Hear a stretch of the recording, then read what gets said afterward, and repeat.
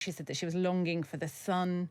You know, she wanted to was feel the interesting. sun. She needed sun and water. Yeah. And how cold she felt, and how she'd been told to bring all her warm things because the side effects of the chemo that she had made her feel really cold. So much has happened this week, and we can't wait to get stuck in. And the biggest, most important moment, covering just about every front page this week, is the Princess of Wales's visit to the Royal Marsden Hospital. And it was a delight. Kate announced that she is in remission from cancer in her first solo engagement since her illness began. Plus, the Prince of Wales has been out and about championing paramedics and first responders and chatting to Aston Villa fans over a pint of cider in Wetherspoons. Yes, you heard that right. More on that later. I'm Roya and Kate, Royal Editor for the Sunday Times. And I'm Kate Mancy, Royal Editor for The Times. Welcome to the Royals with Roya and Kate. My heartfelt thanks goes to all those who have quietly walked alongside William and me as we have navigated everything. We couldn't have asked for more.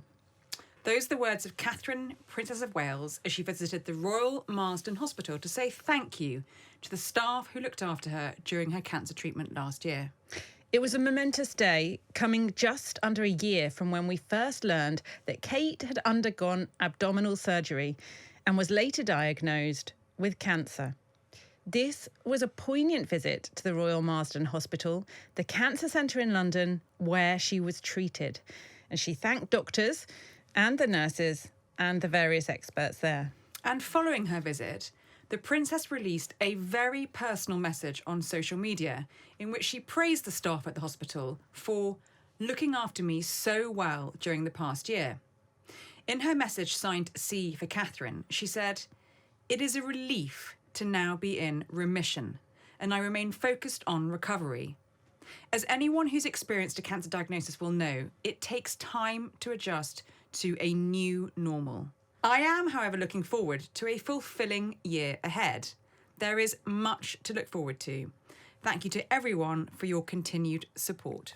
And we learnt a lot on this visit about her own personal journey with cancer. We did, and of course we also learned a lot more about her own treatment and the impact on the family. So where should we begin, Kate? It was quite a day. You know, on the face of it, it was a kind of usual solo royal visit to a hospital, but for so many reasons it was completely different, wasn't it? But quite a last minute drop too, because we didn't get a huge amount of heads up about it, did we? No, It was so all the quite day hush-hush. before we knew that the Princess of Wales was going to be doing a central London engagement. That was all the information we had. And at sort of 9 a.m. that morning, we were told where it was going to be under a strict embargo until she had left. She'd finished.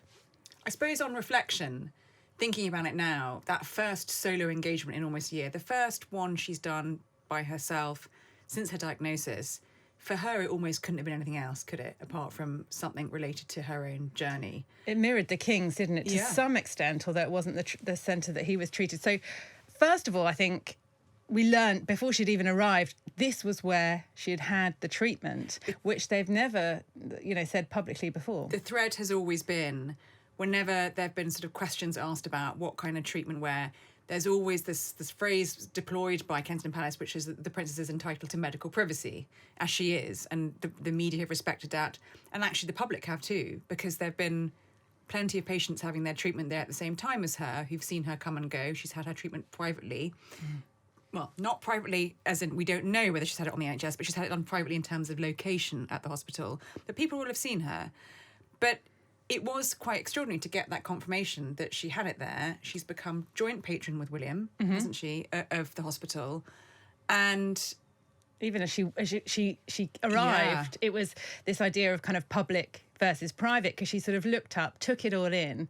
And as soon as she was greeted there, she said it was quite nice to come through the main entrance, because during her treatment, which was obviously private, she was sort of squirreled away through side doors where she had her treatment in private. And that was a kind of a running theme throughout the visit. So when she spoke to patients, she sort of said, oh, it must be nice to, see other patients going through the same thing, an experience that she, of course, did not have, because for obvious reasons, she had to have privacy around her treatment, because there was so much interest in her. So we got an insight, didn't we, of this idea of her going in for treatment. We found out a lot about how she actually handled it, how she dealt with it with the children, with the family. I thought what was one of the really poignant things that she said was that I found my family needed the support as much as I needed the support as a patient. The impact it had on her family. There was a couple she was sitting with who were talking about the man's treatment, and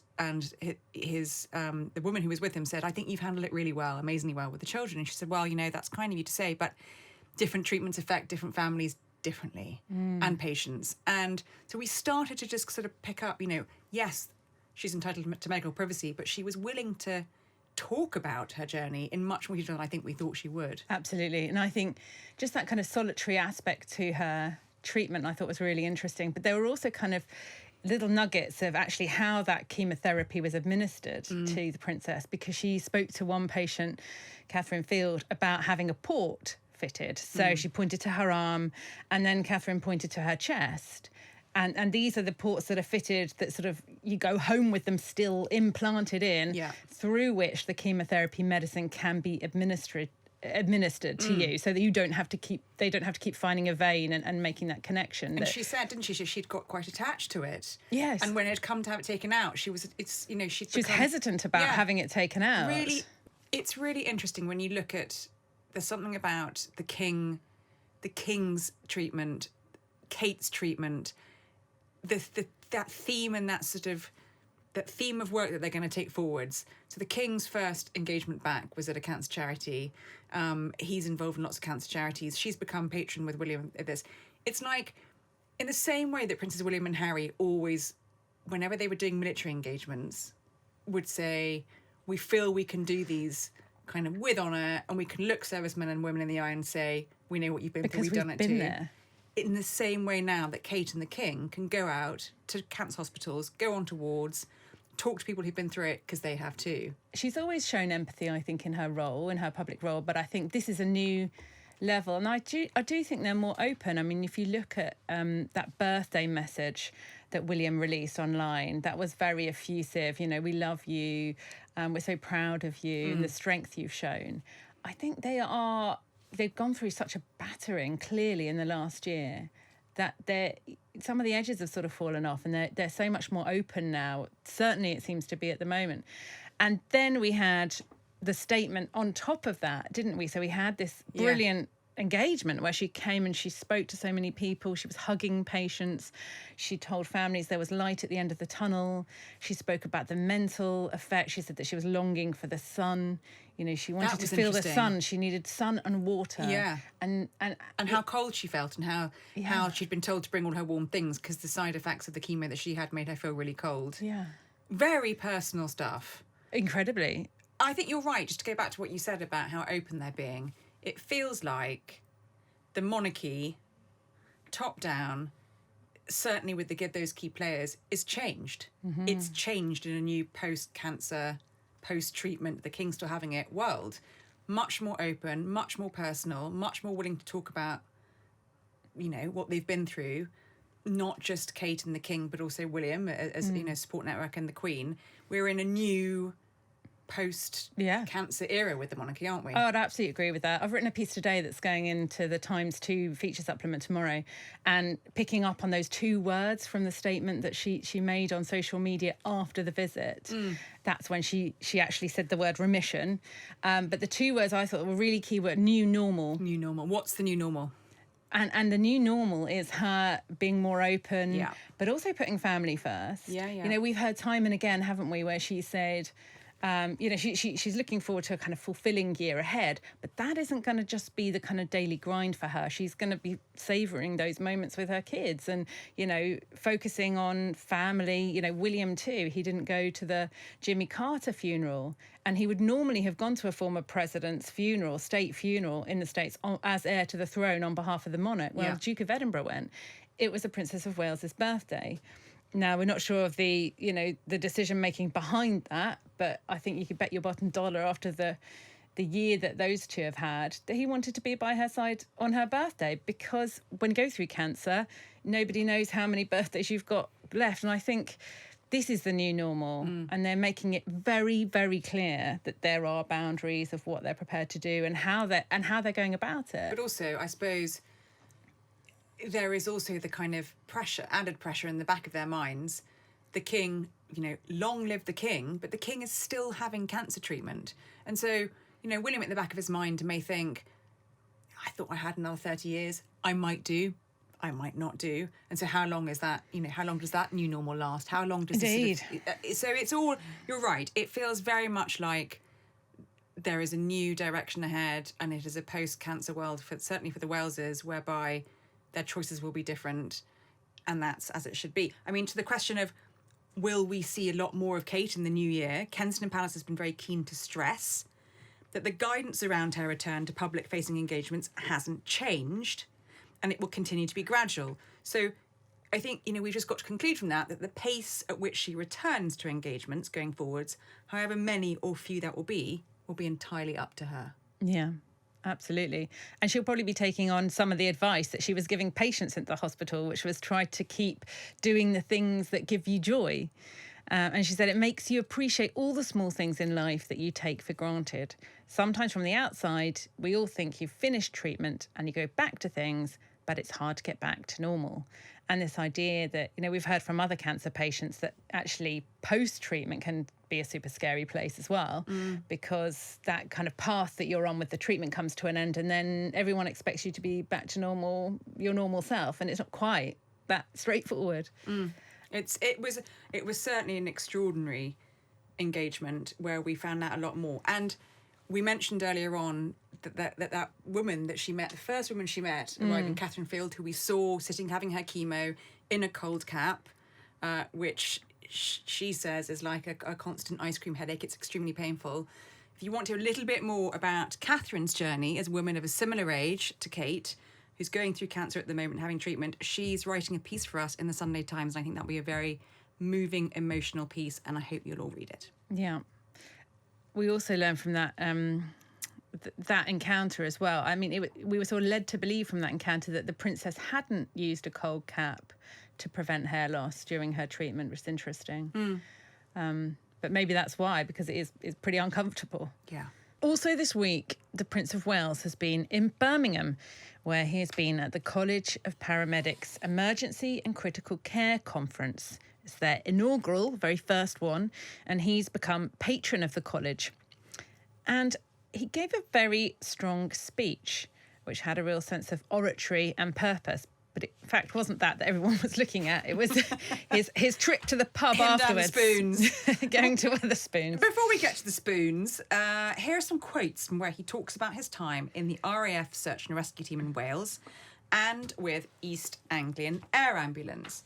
He says, "These roles allowed me to better understand the day-to-day challenges that you all face and gave me the lifelong motivation to do all I can to support your community. It's not just another job."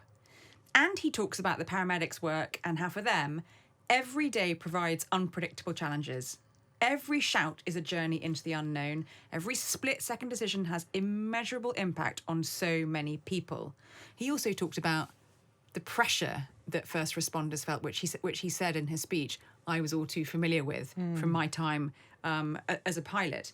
And I suppose it's often hard to work out whether he's talking about the paramedics or himself, isn't it? The speech and the interaction he had there with the first responders reminded me of, do you remember when he did that A Time to Walk, Apple sort of podcast experience a few years ago, where he, to listeners who don't know what we're talking about, he went walking in Sandringham and he was recorded just talking about the things that he saw, which reminded him of sort of childhood experiences, things in his life. It was a favourite walk of his, wasn't it? A favourite walk. Yeah. He chose certain tracks. So we learned that he likes starting Mondays listening to heavy metal.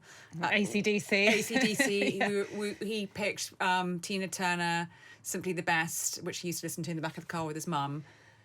But what was really interesting was during that walk and talk, he talked about how when he was a pilot with the RAF and East Anglian Air Ambulance, he started taking the trauma of work home with him and going to quite a dark place.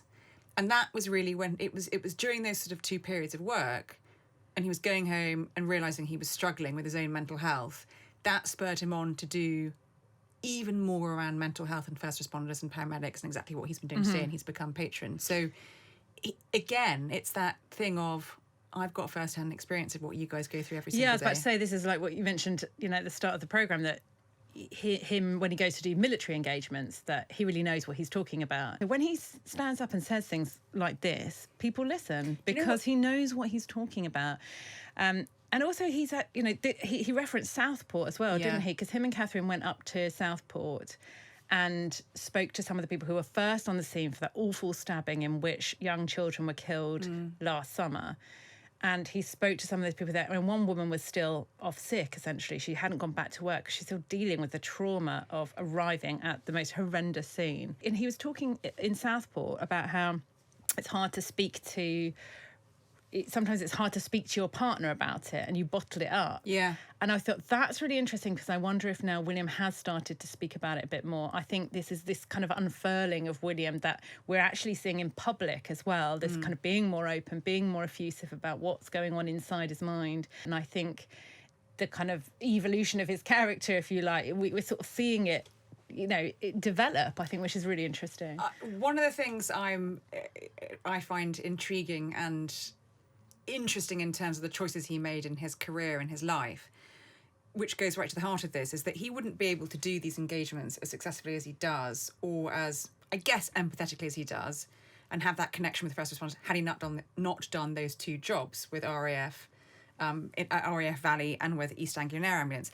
And I remember when I was talking to some of my contacts, when I was writing a big profile of William a few years ago for the Sunday Times magazine, I was astonished to discover that when he decided he wanted to go and do search and rescue and also East Anglian Air Ambulance, there was, from some of the old guard at Buckingham Palace, real resistance to him doing jobs. And what was the reason for that? And the reason was they weren't sure whether it was sort of fitting for a member of the royal family to receive a salaried job, whether that would just be, make them a little bit too normal. Although it went into charity, didn't it? He gave all the money away to charity. But isn't it interesting that I think that shows, and that actually someone said to me, someone very close to him who worked with him, was a great mate of his, he really fought his corner in order to say, no, this is what I'm going to do. It's really interesting that he would have to fight his corner, isn't it? That the old guard are so entrenched, and it plays to Harry's view about the men in grey suits, I'm afraid.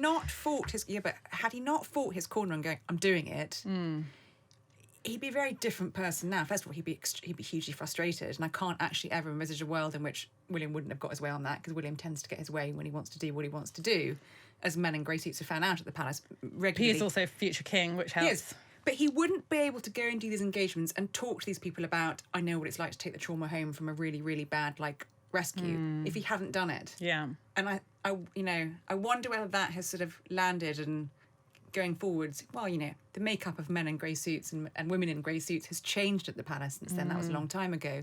But I've always found that quite interesting as this seam of his work has developed. Yeah. How hard he fought to do it. And well done for him for doing that.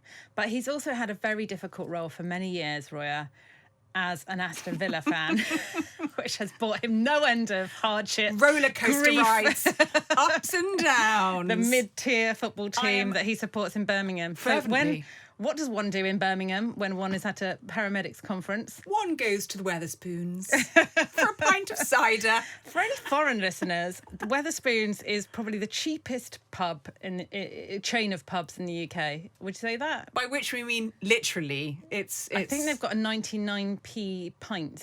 So you can get I don't know what they're serving for that, but I think you can get change from £1 for a pint in there.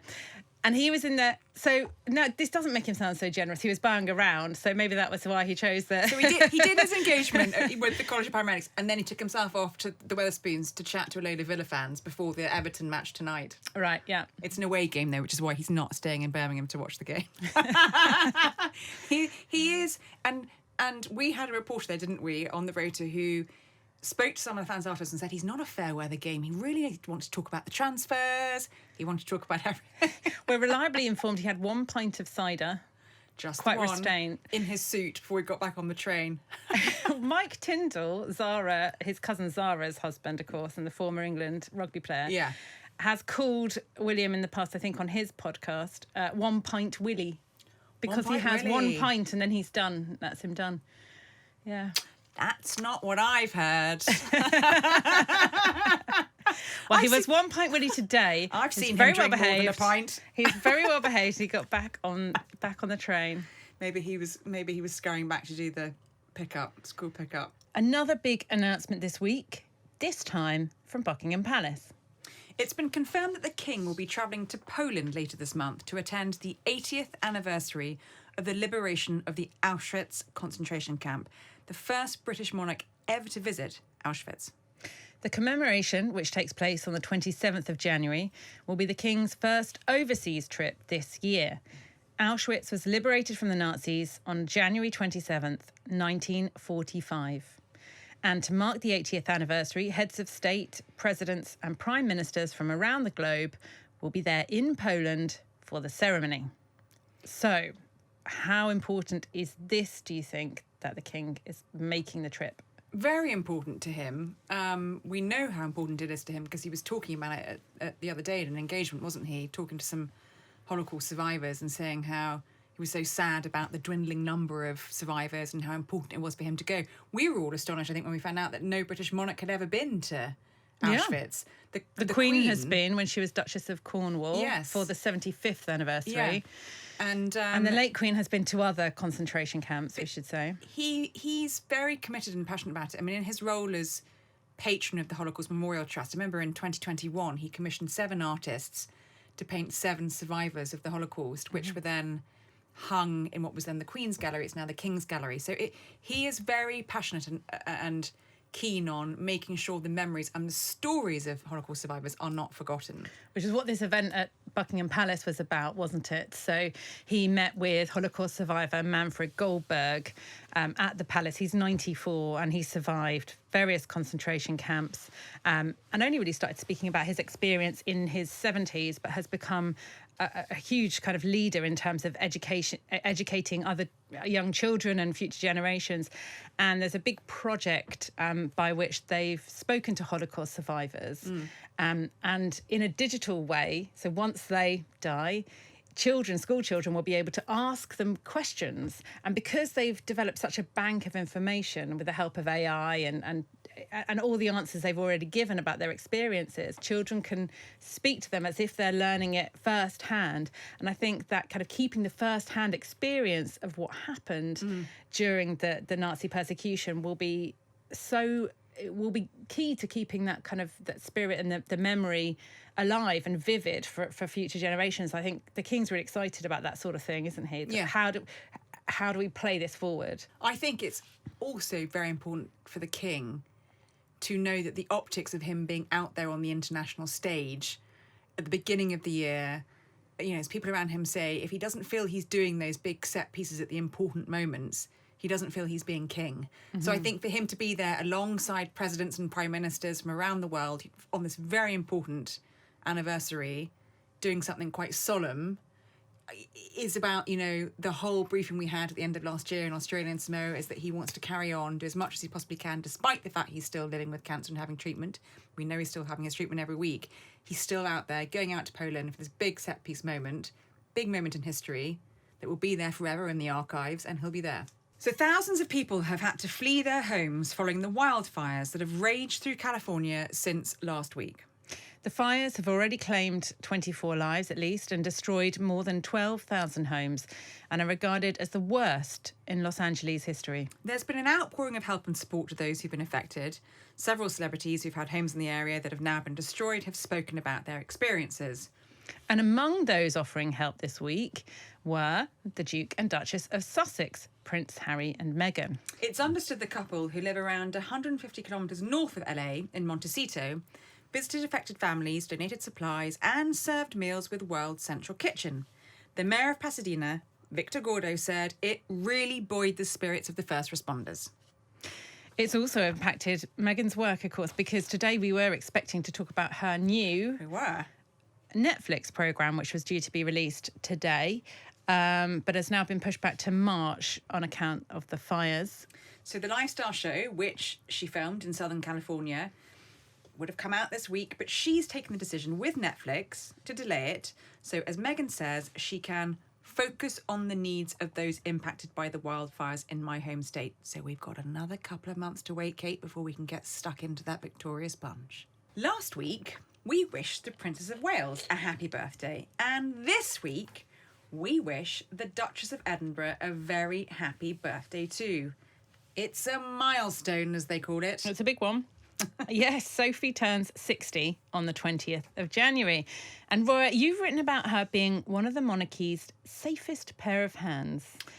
How helpful is she, especially in this time of, lots of illness within the family and the slimmed down monarchy looking slimmer and slimmer than ever?